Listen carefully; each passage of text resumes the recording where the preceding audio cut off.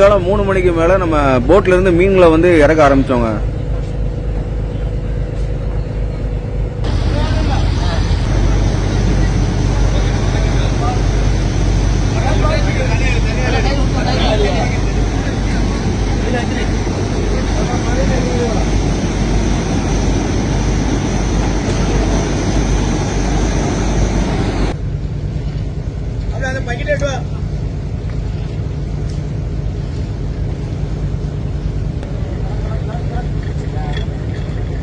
கேரளா கொச்சின் ஹார்பர்ல நம்ம போட்டே மாதிரி எவ்வளவு போட்ல இருந்து மீன் வந்து இறக்கிட்டு இருக்காங்க பாருங்க. நிறைய பேர் வந்து நினைக்கலாம், நீங்க பிடிச்ச மீன்களை வந்து உங்க ஊர்ல போட வேண்டியதானே, எதுக்கு கேரளா ஹார்பர்ல வந்து போடுறீங்க அப்படின்னு. இப்ப நம்ம ஆழ்கடல்ல மீன் பிடிச்சோம்ல, அங்க இருந்து கேரளா ஹார்பர் வந்து பக்கங்க. ஆனா நம்ம ஊரு தூத்துக்குடி தருவிகுளம் ஹார்பர் வந்து ரொம்ப தூரம். தூத்துக்குடி தருவிகுளம் ஹார்பர் வந்து ரொம்பவே தூரமா இருக்கிறதுனால மறுபடியும் நம்ம இப்ப மீன் பிடிச்சோம்ல, இந்த இடத்துல இருந்து நம்ம அங்க போய் நம்ம மீன் போட்டோம் அப்படின்னா அதுக்கு டீசல் செலவு வந்து அதிகமாகும். இதே கேரளா ஹார்பர் பக்கமா இருக்கிறதுனால நம்ம டீசல் வந்து மிச்சம் பண்ணலாம். அது மட்டும் இல்லாம மீனோட ரேட் வந்து கேரளால நல்லா பரவலாம் போகுதுங்க.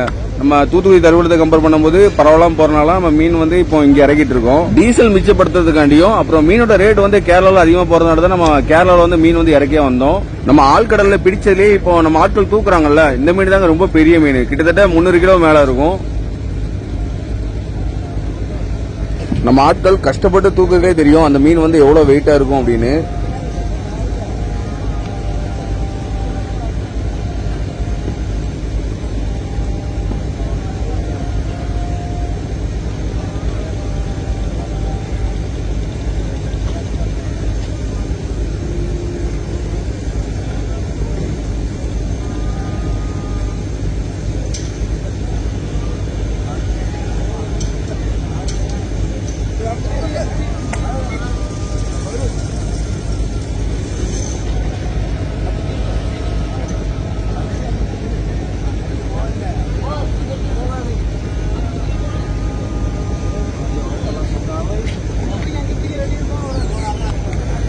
दिया होगा बहुत इधर रखा होगा।